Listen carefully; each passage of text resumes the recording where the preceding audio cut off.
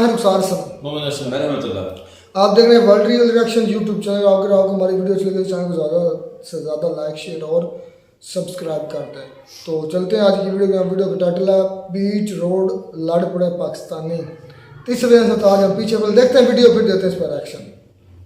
नमस्कार दोस्तों, DD red के एक और रिएक्शन वीडियो में आप सभी का स्वागत है। मैं हूं आलोक। तो आज जो वीडियो लेकर आए हैं वो है अनम शेख का और इसका टाइटल है काफिर जहां मिले उसको मार दो, पाकिस्तानी जाहिल मेंटालिटी पीपल। अच्छा जी, चलिए वे देखते हैं। ये तो पाकिस्तान के ज्यादातर लोगों में ये दिक्कत है, कुछ कैमरे पर आकर खुलेआम बोल देते हैं, कुछ अपने मन में दबा कर रख लेते हैं, बोलते नहीं है, और थोड़े बहुत जो समझदार लोग हैं वो इसका विरोध करते हैं, लेकिन वो भी बिल्कुल ढकी छुपी जुबान में डायरेक्टली आके नहीं करते हैं। तो चलिए देखते हैं भाई कि इस वीडियो में क्या कहा जा रहा है। सोच सकते हैं। हम बात कर लेते हैं इजराइल की। वहाँ आप रिसर्च कर लें, 0.000% हमें सूद का निजाम आएगा, लेकिन हम इजराइल को मानते नहीं, हम उन्हें बुरा कहते हैं, जो भी मामला पीछे कहते हैं। लेकिन उनकी एक अच्छाई है कि वो सूद के निजाम को बिल्कुल खत्म कर चुके हैं। दुनिया की बात नहीं करी, सिर्फ इजराइल की बात करें। तो सर, हमें किसी अच्छी कंट्री से या बुरी कंट्री से, जो भी हम कह लें, कोई भी कंट्री के अंदर जो अच्छी चीज़ है हमें तो अडॉप्ट करनी चाहिए, हमें तो सीख लेना चाहिए। आपने बात की कि मैं बाहर की कंट्री की वो तारीफ नहीं कर रहा। अगर हम किसी के अंदर अच्छाई देखते हैं तो उसकी तारीफ करना कोई गुनाह थोड़ी है। नहीं, मैं ये नहीं कह रहा कि मैं किसी की तारीफ नहीं कर रहा। मैं सिर्फ इस वजह से कह रहा हूँ कि मैं अपने मुल्क को बुरा नहीं कह सकता। मेरा वतन मेरा अपना वतन है, ठीक है। और दूसरी बात जो आपने इजराइल की बात की है, इजराइल का मसला क्या है? इजराइल जो है वो एक नाजायज रियासत है, जिसे जो है वो बरतानिया का और बहुत सारे अपने दूसरे ममालिक की जो है ना वो आशीर्वाद जिसे कहते हैं वो हासिल हो से। इजराइल तो खुद कुछ नहीं कर रहा, वो तो एक नाजायज रियासत है, वो तो एक तसल्लुत उन्होंने कायम किया हुआ है इजराइल। और आप ये तय करने वाले कौन होते हैं कि वो नाजायज है? आप कौन है तय करने वाले? जैसे पाकिस्तान यूएन में रजिस्टर्ड है, वैसे ही इजराइल भी रजिस्टर्ड है।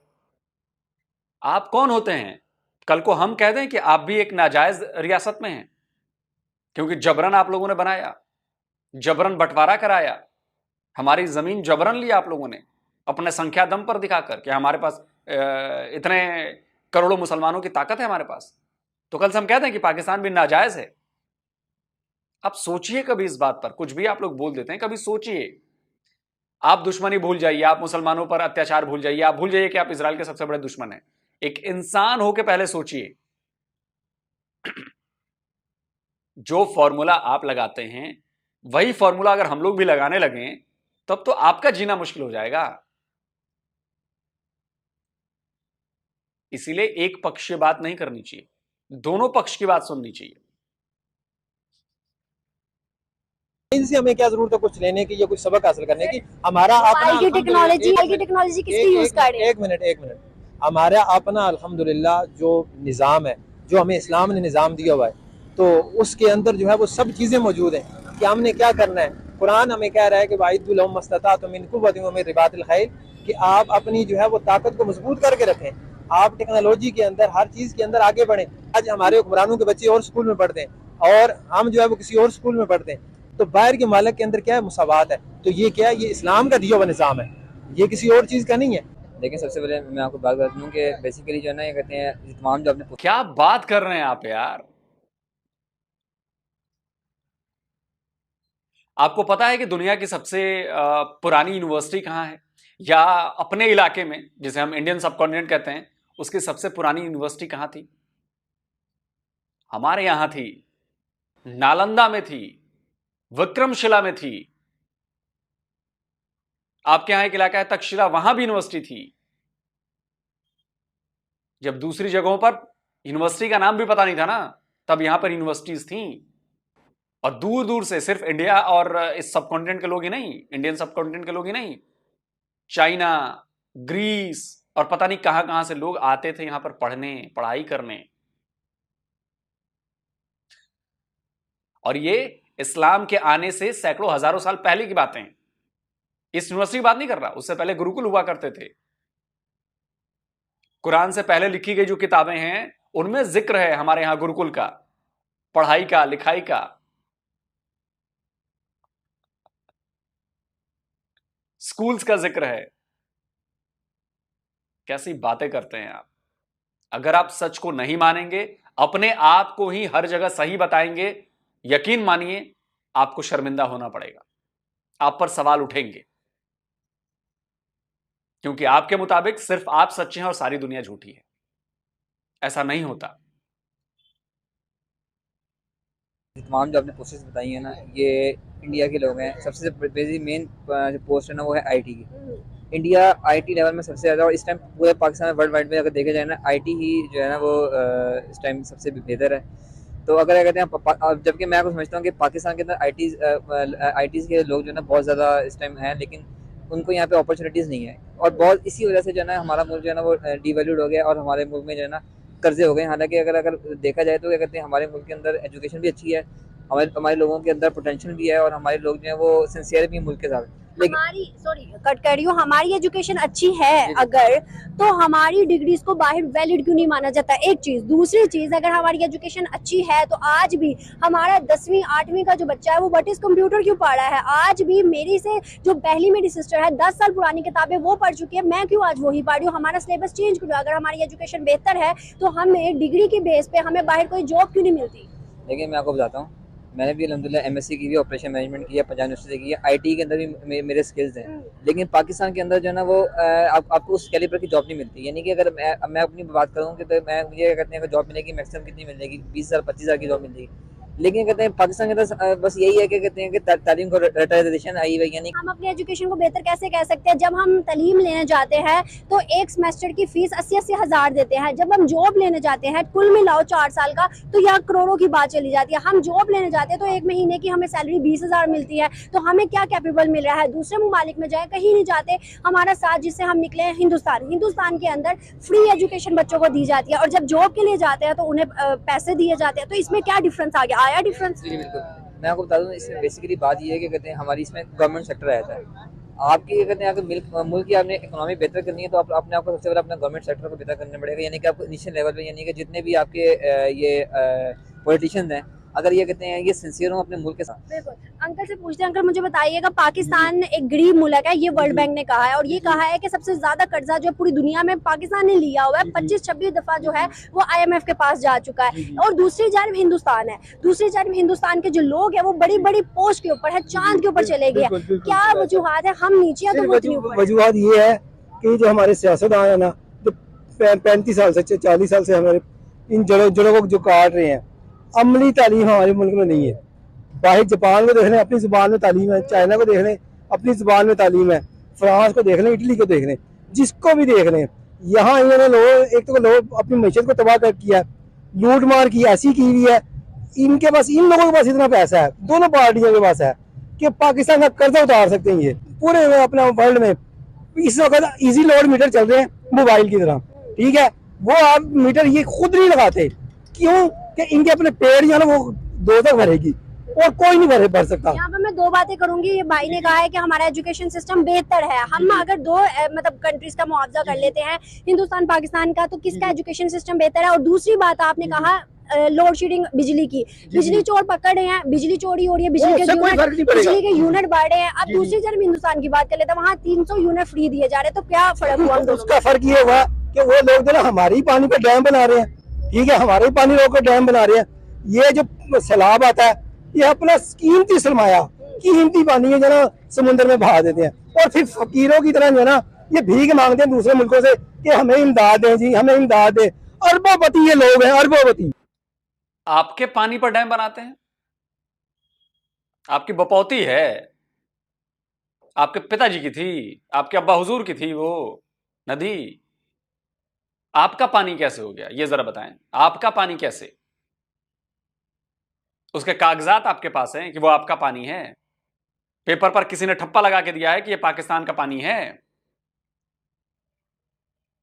डैम आप मत बनाओ, वाटर मैनेजमेंट आप मत करो, और उसके बाद चिल्ला चिल्ला के कहो कि जी हमारा पानी है, हमारा पानी है, हमारा पानी है। जी हाँ, हमारा पानी। ट्रेन चला दी, ओरियन ट्रेन चला दी चाइना के मोहताज। येलो कैब स्कीम 90 में ली थी मम्मी नवाज शरीफ ने, जिसका कर्जा हमने अब तक देना है। बिल्कुल बिल्कुल ऐसे ही ठीक है, अंकल की तरफ चलते हैं। अंकल मुझे बताएगा, जैसे अंकल ने सारे हालात बताए हैं कि पाकिस्तान में ये सब कुछ हो रहा है, अगर हम देखें तो वर्ल्ड बैंक ने कहा कि सबसे गरीब मुल्क है। अब इन सारी चीजों में हम कहते हैं कि भाई हम जो है कश्मीर लेके रहेंगे, हम जो है मुसलमानों के हक के अंदर बात करेंगे, हिंदुस्तान के अंदर ये सब कुछ हो रहा है, हम उसका डट के मुकाबला करेंगे। क्या हम मुकाबला कर सकते हैं? नहीं, हम नहीं कर सकते मुकाबला। सिर्फ एक इमरान खान था जो कर सकता था। ये लोग जो है ये सब चोर लुटेरे। उसका भी 2 साढ़े 3 साल कैसे ही गुजरा। क्या किया उसने? क्या कर्जे कौन सा प्रोजेक्ट लगाया उसने? इसका तो नजर आता है ना, इसका तो नजर आता है। इमरान खान का बताओ कौन सा? उन्होंने वक्त ऐसा होना इमरान खान ने इत्थों तक पहुंचा देता है, यही बड़ी गल है। देखो मेरी बात सुनो, आप गल करेंगे ना, बात कर रहे हो चुप ना, मुझे बात करने दो। आपने बात की है ना, मैंने की है ना, तो मुझे ये बताएं जब का इंडिया बना है वहाँ पे मार्शलों लगी, आप बुनियादी बात पे नहीं आते हो। यही आपकी मुल्क में गलती है। अब जब तक इसको नहीं सुधारोगे आप कभी तरक्की नहीं कर सकते। इमरान खान को सपोर्ट करेंगे बस, और कुछ नहीं। नहीं, बाकी सारे गलत, वो भी गलत है।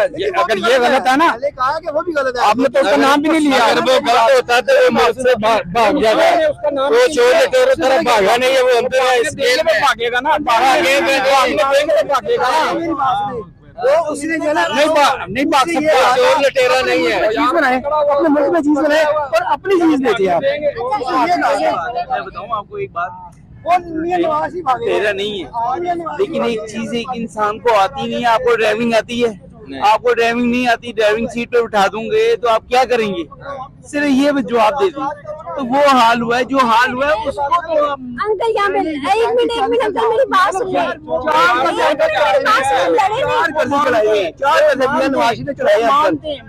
तो फिर कौन उतारेगा? कौन उतारेगा? जो इसने अमेरिका में नौकरी कर रही थी। मेरी बात सुनो जी, देखो एक बात सुन ले, पूरी बात सुन ले। पाकिस्तान में इतना बुरा हाल है कि अभी बात शुरू नहीं हुई और पार्टी के पीछे लड़ना शुरू हो गया, तो पाकिस्तान तरक्की कैसे करेगा? मैं आपको सारी बात हकीकत खोल के बता दूं, 1 मिनट में। मेरी बात सुनो, आप ये बताएं मुझे कि जब की मार्शल लॉ का टाइम निकाल दो, नवाज शरीफ का त्यौहार निकाल दो, बेनजीर का निकाल दो, जरदारी का निकाल दो, इसका आप मुकाबला कर लो कि कर्जा किसने लिया ज्यादा। जो यहाँ जो खिलाफ हैं इधर से ट्रेन में से आते, मैंने अपनी खबर में जाना है, इनकी खबरों में नहीं जाना। उन्होंने खुद जो खराब है उन्होंने कहा कि यार ये वो काम कर गया ना कि जैसे इमरान खान ने किया, ऐसा नहीं करिए, ये गलत बात। एक मिनट मेरी बात सुने, इमरान खान ने किया, अभी रिटायर बैठे हैं, अभी पकड़ो उनको। आपस में आप लोग लड़ना शुरू हो गए। अभी एक मिनट, आप लोगों ने वो नवाज शरीफ चोर है, ये सारे चोर हैं, हम भी चोर हैं, आप भी चोर हैं, हम सब चोर हैं। जब हम हक पे बात ही नहीं कर सकते फिर चोर कह रहे हो? किसको? आप खुद चोर हो तो फिर उसे क्यों चोर कह रहे हो? मेरी बात सार रलो ना यार, सार रलो, उसको ही गालियां दी जा रहे हो, अपने कोई गाली दी जा रही हो। आप जब तमीर जागेगा नहीं, आपको पता नहीं होगा कि हम क्या कर रहे हैं। मेरी बात सुन, मेरी बात सुन, मैं इसका जवाब मुझे बात तो करनी, मुझे बात तो करनी। आप ऐसे लड़ेंगे आपस में तो मैं एक माइक पीछे कर दूंगी अंकल, मैं माइक पीछे कर दूंगी, कैमरा बंद कर दूंगी, फिर आपका कोई फायदा नहीं, आप लड़ते रहेंगे, किसी के सुनने ही नहीं। अच्छा, कुछ सिमिलैरिटी देख रहे हैं आप? जनता भी एक मुद्दे पर लड़ाई करने लगी, धड़ा इधर से उधर, उधर भा भा भा भा भा भा। यही काम पाकिस्तान के सियासतदान भी कर रहे हैं, एक दूसरे के साथ भा भा भा भा भा भा भा भा। तो इससे क्या साबित होता है? जैसी जनता वैसी सरकार, वैसी सियासत, डिट्टो सेम मिलाइए। यहां भी कोई फ्रूटफुल बात नहीं हो रही, कोई लॉजिक वाली बात नहीं हो रही कि हम ऐसा करेंगे, तू चोर तो तू चोर, तो तू चोर तो तू चोर, तूने ठीक नहीं किया तो तूने भी ठीक नहीं किया। ये चल रहा है जी, और यही पाकिस्तान में 76 ईयर से चल रहा है। 76 साल हो गए इस तू मैं में, तू मैं में, तू मैं में। और इसी का परिणाम है कि आज तक इतिहास में, पाकिस्तान के 76 साल के इतिहास में, एक पीएम ऐसा माई कलाल पैदा नहीं हुआ जिसने 5 साल लगातार कुर्सी पर बैठा हो पीएम की। ये इसका जीता जागता सबूत है। मेरी बात सुनो, बात मैं करूंगी, मेरी बात सुनिए, बात मैं करूंगी तो सुन लेना। हम सब एक नहीं है, कहाँ एक है? अभी मैंने नवाज शरीफ की बात की, अभी मैंने इमरान खान नवाज शरीफ की बात की। बुनियादी है। इकोनॉमी हमारी डाउन है, या पॉलिटिक्स की बात हो रही, नवाज शरीफ, इमरान खान, जो भी जितने भी हैं उन सब की बात हो रही है। यहाँ पर पाकिस्तान की बात हो रही है, पाकिस्तान के जो हालात हैं, हमारे जो हालात हैं, जितनी गुर्बत हो गई है, जितना सब कुछ हो गया, क्या इन सब चीजों के अंदर, हिंदुस्तान के अंदर देखें तो एजुकेशन बहुत ज्यादा है, IT बहुत ज्यादा है, हमारे यहाँ पर जो चीजें हमें नजर आ रही है, ये सब चीजें अगर देखेंगे, क्या आपको लगता है हम हिंदुस्तान का मुकाबला कर सकते हैं? आप ये जाहिर सी बात कर सकते हैं, क्यों नहीं कर सकते? कर सकते हैं, कर सकते हैं। कैसे कर सकते हैं? हाँ, ये अब जो कैसे, क्या, कौन सा ईमान, कौन सा जज्बा अंकल, कौन सा जो हमें नजर नहीं आता एजुकेशन में, जो हमें नजर नहीं आता IT में, कौन सा जज्बा? ये अल्लाह की तरफ से होगा, हम नहीं कर। जज्बा कौन सा? सिर्फ लड़ाई में, तलवार पकड़ने में, जंग में? हम तो फिर सही वो कहते हैं कि हम तो दहशतगर्दी फैला रहे हैं। कैसे? हम तो सिर्फ जंग को प्रमोट कर रहे हैं। और कैसे मुकाबला करना है? आप इकोनॉमी बेहतर करें, IT बेहतर करें। बेहतर एक दिन में होनी है, 75 सालों में हो गई, 76 सालों में हो गई, 1 साल और बढ़ सालों में होगी। तो जो कसूरवार है उनको कसूरवार ठहराओ ना। नहीं, मैंने तो आपको कह दिया है कि जो तरक्कियां हुई है 3-3, 4-4 सालों में या 2-2 सालों में, उसको निकाल दो, बाकी पाकिस्तान में देख लो है क्या। चलिए इनसे पूछते हैं, ये कब से कह रहे थे, बताइएगा मुझे, क्या एग्री करते हैं, क्या हमारे सिर्फ हुक्मरानों की गलती है? क्या हम में से किसी की गलती नहीं है? क्या हमारे ये जो हालात हुए हैं हमारी वजह से नहीं, सिर्फ हुक्मरानों की वजह से हुए हैं? देखिए जी, 75 सालों से हम, ये दुनिया की सारी अवाम ही गलत है। कुछ हुक्मरान भी हैं, हुक्मरान तो बल्कि 100 से 150% हैं। हुक्मरान माशाल्लाह सारे हाफिज हैं, हाफिज कुरान वो सारे माशाल्लाह, और बैग भी ऐसे बढ़ते जैसे बाप का माल हो, ऐसे ही है ना। अभी आप कंपटीशन करें मीडिया के साथ, इंडिया के साथ हमारा कंपटीशन बनता ही नहीं है। वो किधर है? वो भी अभी 1 लाख पे हमारे भी पता नहीं कितना महीने का 3.5 लाख पे भी जा रहा है। सबसे पहले तो इनको कंट्रोल करना चाहिए अपने इसके सिचुएशन पर, सियासी इस्तेकाम जिसे कहते हैं। अकाउंटेबिलिटी पे लगे हुए हैं, अकाउंटेबिलिटी कहाँ होगी? अकाउंटेबिलिटी तब होगी जब ऊपर से ऑर्डर आएंगे। अब ये किधर गया हमारा रॉन्ग नंबर फजलुर रहमान? अभी तो नजर नहीं आ रहा। तो क्या है, हम तो गुलाम है ना, ऊपर से गुलाम है। वो तो ऊपर से गुलाम है तो नीचे आजाद किधर पैदा होंगे? वो तो गुलाम में ही रखेंगे ना।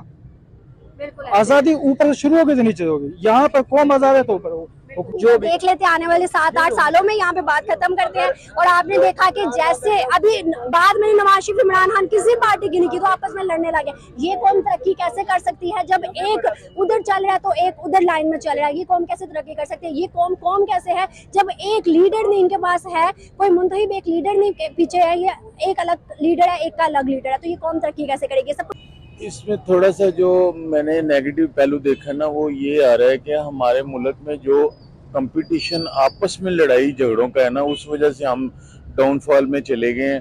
हालांकि हमें ये नहीं करना चाहिए। जितना ज़्यादा हमारे पास इस मुल्क में जितने हमारे पास है ना, मतलब सोर्सेज, उन सोर्सेज को यूटिलाइज करें तो हम इनसे भी बहुत ऊपर जा सकते हैं। हमारे पास जो इनको आगे यूटिलाइज नहीं कर रहे ना, इनको ये लोग ये समझते हैं कि पाकिस्तान के पास तो इतने सोर्सेज हैं, लेकिन आपस में झगड़े 10 साल से हम आपस में मुल्की हालात के मुताबिक अब लड़ी जा रहे हैं। और वो ये होता है कि एक हुक्मरान दूसरे को कह रहा है कि मैं ठीक हूँ, वो ठीक नहीं था, उसने ये कर दिया, मैंने ये कर दिया। हमने ये नहीं है कि जो बंदा आ जाता है वो ये देखे कि मैंने आज क्या करना है, मैंने ना कल का किसी को गौर करना, ना आने वाले कल का। सिर्फ इस वजह से हम जो है ना वो नीचे चले गए हैं। हम अपने सोर्सेज को यूटिलाइज नहीं कर रहे, ये मसले मसाइल है। फिर हम कह सकते हैं कि इंडिया की जो गवर्नमेंट है और इंडिया के लोग जो हैं वो दोनों ही अच्छे हैं, तभी उन्होंने तरक्की कर ली। नहीं, ऐसी बात नहीं है। ना वो लोग अच्छे हैं, ना वो इंडिया की गवर्नमेंट अच्छी है। वो हमसे भी ज्यादा गरीब है, लेकिन वो क्या कर रहे हैं कि वो मेहनत करते हैं। उनके पास अब IT सेक्टर में अब वो आगे चले गए हैं और तमाम सेक्टर में वो आगे चलेंगे। अब वो आपसे गरीब हैं?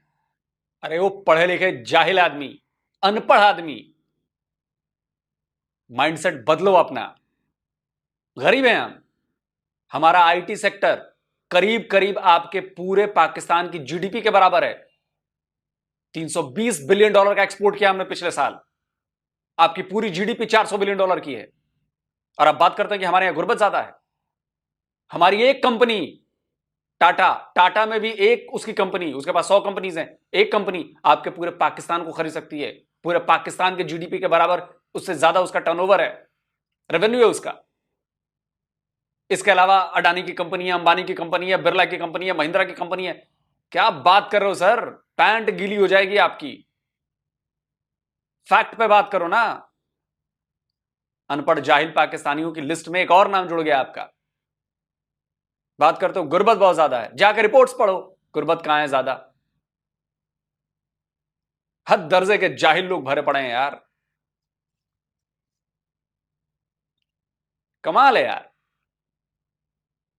प्रूफ लेकर आओ ना यार, बताओ कि यहां पाकिस्तान में कम गरीब हैं और भारत में ज्यादा गरीब लोग हैं, गुर्बत भारत में ज्यादा है। अरे कंपनी छोड़ो, एक सेक्टर का मुकाबला नहीं कर सकता पूरा पाकिस्तान। पूरा पाकिस्तान हमारा आईटी सेक्टर खरीद लेगा, पूरा पाकिस्तान। बाकी कंपनीज तो छोड़ दो, तुम्हारे जैसे 36 पाकिस्तान खरीद लें हम। ये इसलिए बोल रहा हूं क्योंकि आपके जाहिल पने की वजह से।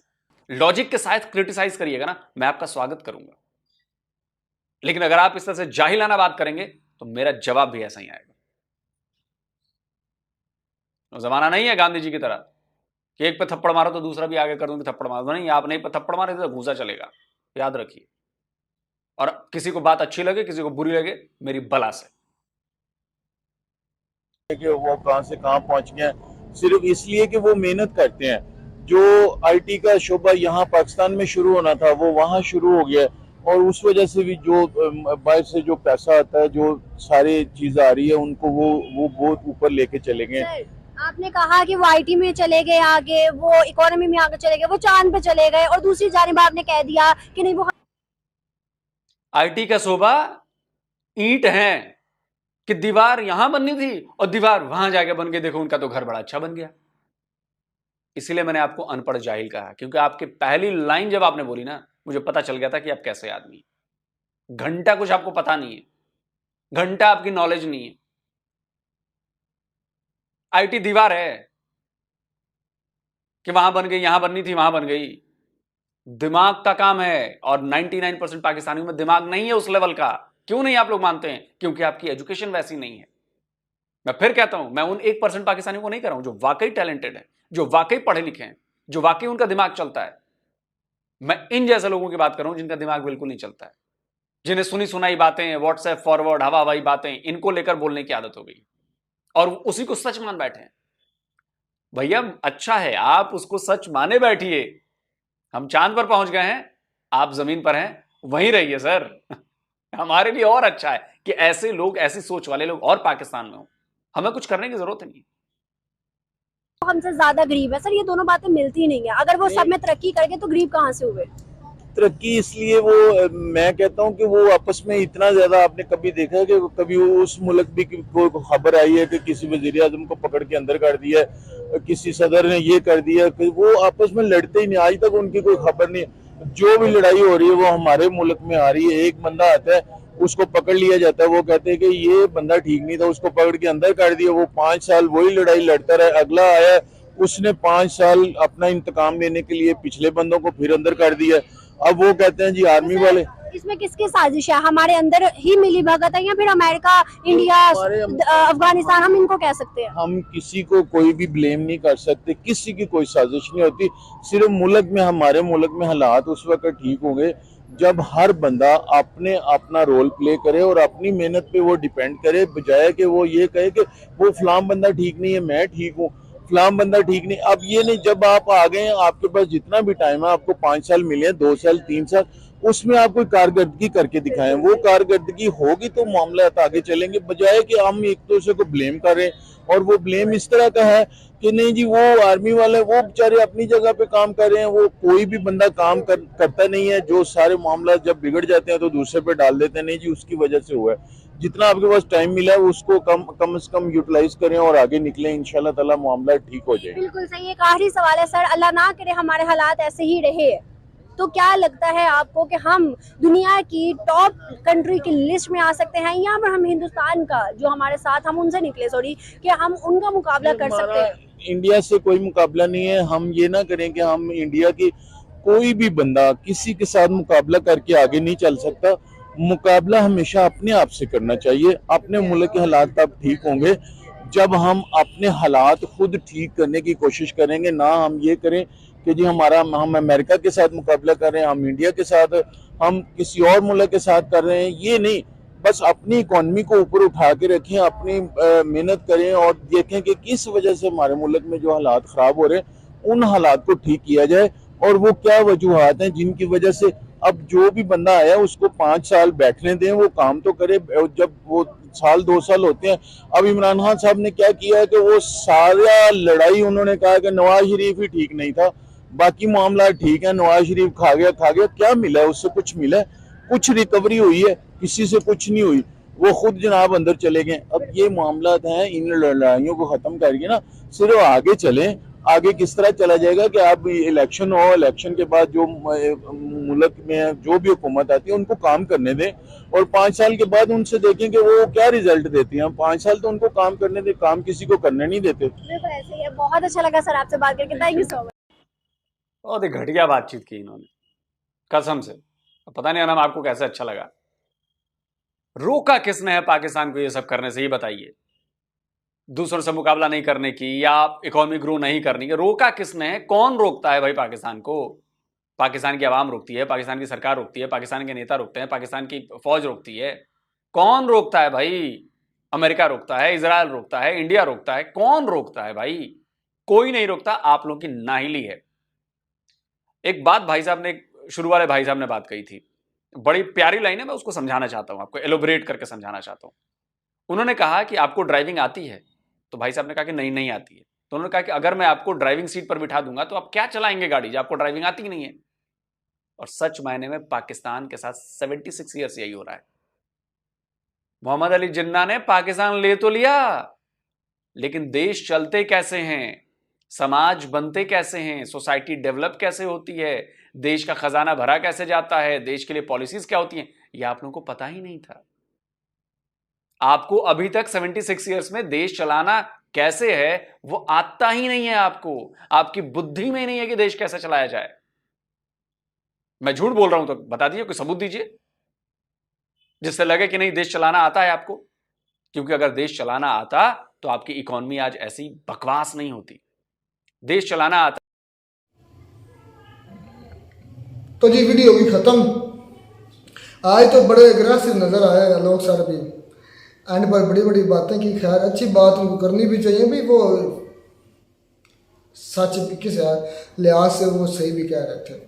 अच्छा पहले बात जो है ना उन्होंने बात की, एक बात तो ये कह रहे थे कि पाकिस्तान में 99% जो है वो जाहिर है, अनपढ़ है। तो इंडिया पूरा पढ़ा लिखा है। तमाम आलम फाजल जो है वो इंडिया में मौजूद है। जाहिर सी बात है, हर मुल्क में तो ये सच भी है, हर मुल्क में हर किस्म के लोग होते हैं भाई। ये तो नहीं है कि पाकिस्तान में सारे जाहिल और अनपढ़ है, तो इंडिया में बिल्कुल सारे पढ़े लिखे हैं। इंडिया में भी हर किस्म के लोग हैं, पाकिस्तान में भी। रहमतुल्लाह ये थोड़ा सर्च करना होता है। अब हम बात करते हैं रेशो निकालना, रेट निकालना, क्या उसका लिटरेसी रेट पाकिस्तान के जाहिर सी पहले एक मिनट असलम भाई नहीं वो अब हमें बात करें, पहले लिटरेसी रेट निकालो, पहले पाकिस्तान का फिर इंडिया का पता चल जाएगा। चलें जी खैर बात ये पहली बात अब की, एक आप अपना काम करें, हम बात कर रहे हैं तो आप सर्च कर लें देर तक कि लिटरेसी रेट पाकिस्तान में क्या है और इंडिया में क्या है। अभी ये दूध का दूध और पानी का पानी हो जाता है। तो चलें जी खैर अब बात एक लोग सर ने की अपना इजराइल पर। उन्होंने कहा कि वो यूएनओ के अंदर लिस्टेड कंट्री, जब उसने कहा कि वो गाज बनना मुल्क है, एक भाई मुस्लिम पाकिस्तान ने कहा, तो उस पर उन्होंने कहा कि आपने किस तरह तय कर लिया कि वो एक मतलब कि इन्वेडर है या वो एक कंट्री है, मतलब आप ये किस तरह जुल्म वो कैसे कर सकते हैं कि यूएनओ में मतलब कि वो उनका लिस्ट में नाम है कि वो एक लिस्टेड कंपनी लिस्टेड यूएनओ कौन है। तो मैंने इसी लोग साहब की जुबान से सुना था कि यूएनओ होता कौन है। मतलब यूएनओ की बड़ी मतलब इन्होंने, मुझे वो क्लिप नहीं याद आ रहा, यूएनओ के बारे में इन्होंने बात की थी कि यूएनओ के लिहाज से यूएनओ की कौन मानता है, इस तरह की इन्होंने एक बात की, एक वीडियो में की थी। मुझे वो जहन में आ रहा है क्योंकि आप जारी बात नहीं, वीडियोस काफ़ी ज़्यादा हैं, आप वो क्लिप मुझे ढूंढते भी काफ़ी टाइम लग जाएगा, लेकिन मैंने अपने कानों से ये बात सुनी कि यूएनओ की कौन मानता है, यूएनओ की नहीं मानी जाती। खैर लेकिन इतना बात ज़रूर है कि भाई उन्होंने वो इन्वेडर्स थे जिस तरह इंडिया के अंदर या भारत के अंदर मुस्लिम इन्वेडर्स थे ना, सेम इसी तरीके से जो वो ज्यूज़ थे वो इन्वेडर्स हैं। नहीं तो ये पाकिस्तान से कंपेयर कर रहे हैं कि हम आपको कह सकते हैं कि आप लिटरेसी रजिस्टर्ड नहीं है। पाकिस्तान लिटरेसी रेट और इंडिया लिटरेसी नहीं तो ये लोग लिटरेसी निकालने हैं जी। अब तो लोग सर कह रहे हैं कि पाकिस्तान भी, हम तो ऐसे कह रहे हैं कि पाकिस्तान भी रजिस्टर नहीं है, जैसे वो कह रहे हैं कि नहीं, वो कह रहे हैं अगर यही वाला फार्मूला हम अप्लाई करें पाकिस्तान पर, पर फिर कैसे हो सकता है? पाकिस्तान थोड़ा इंडिया के साथ लड़ के उसने अलग किया, ये तो वहाँ पे जो वैसे जंग तो नहीं हुई पाकिस्तान और इंडिया लॉर्ड माउंटबेटन से उन्होंने जो भी इनका वो एक वकील ने हासिल किया था, वकील थे हमारे क़ायद आज़म मोहम्मद अली जनाब, हाँ वकालत के जरिए हासिल किया। हाँ तो वकालत लड़ाई तो हुई जैसे केस बाद में हुई है, ऐसे ही उन्होंने किया बाद में, तो बाद में तभी हुई है ना, पहले तो नहीं ना हुई।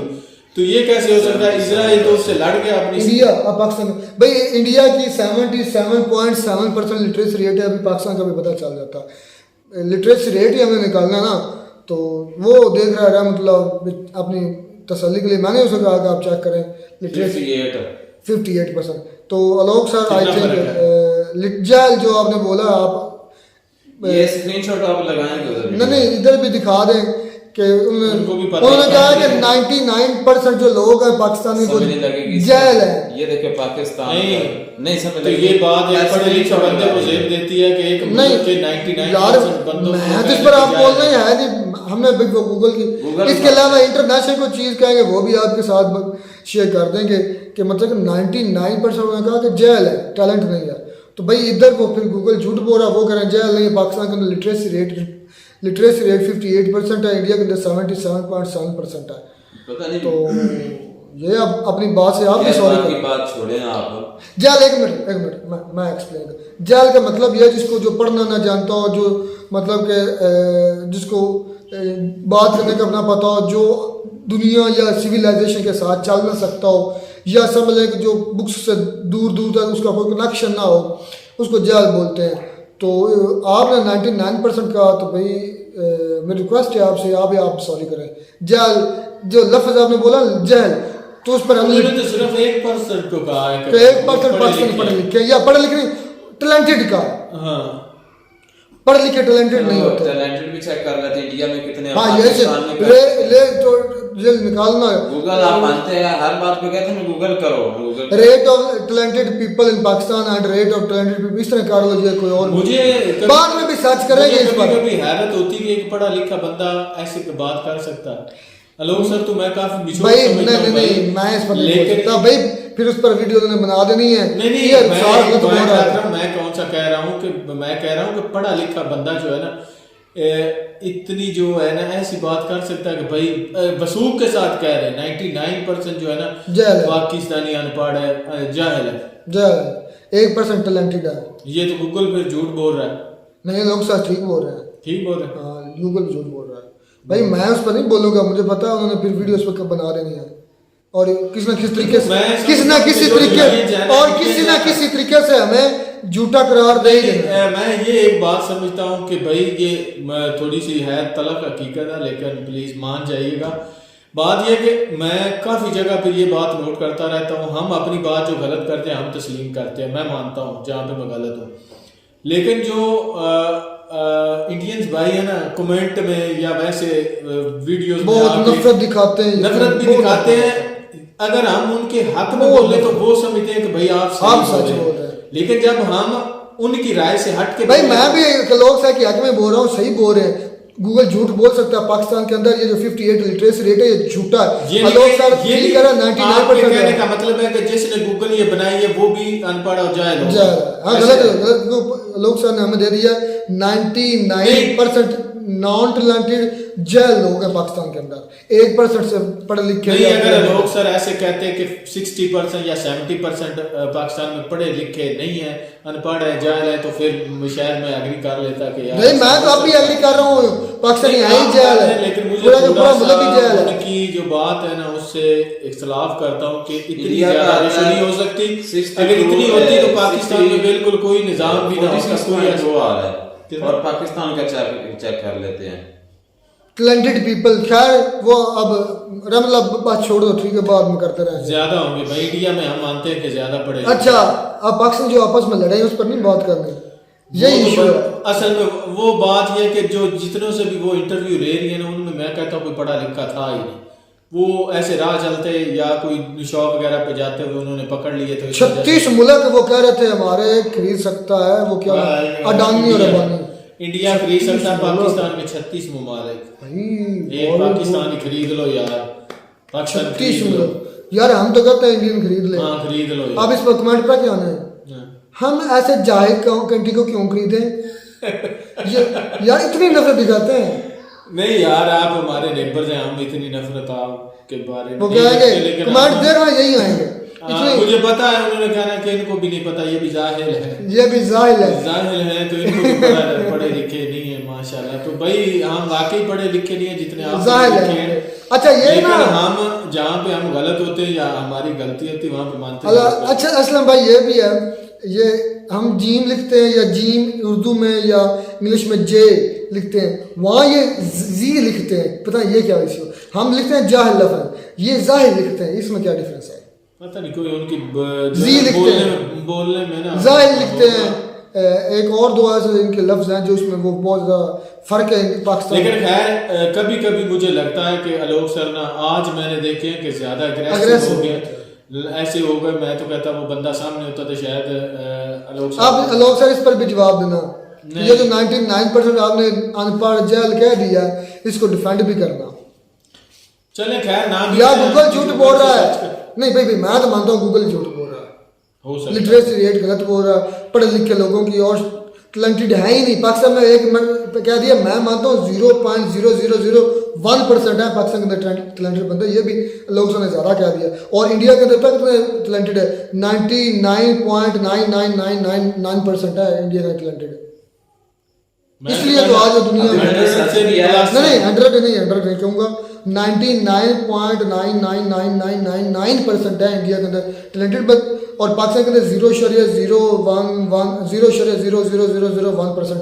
ये है मेरे लिहाज से यार, क्योंकि अब वो चांद पर पहुंच गए हैं। पाकिस्तान के 36 मुल्क वो खरीद सकते हैं और यूएसए को भी खरीद सकते हैं। मैं तो ये कहता हूँ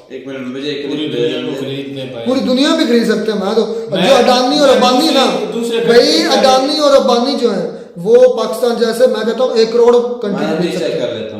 ये भी उन्होंने गलत फिगर यार, और कोई ना खरीदे, हमारा मुल्क खरीद लो, एक सिर्फ पाकिस्तान खरीद लो, 36 मत खरीदो। हमारी जान छूटे हमारे हुक्मरानों से, आप खरीद लो भाई, ये हमारा सिर्फ एक मुल्क, एक पाकिस्तान खरीद लो।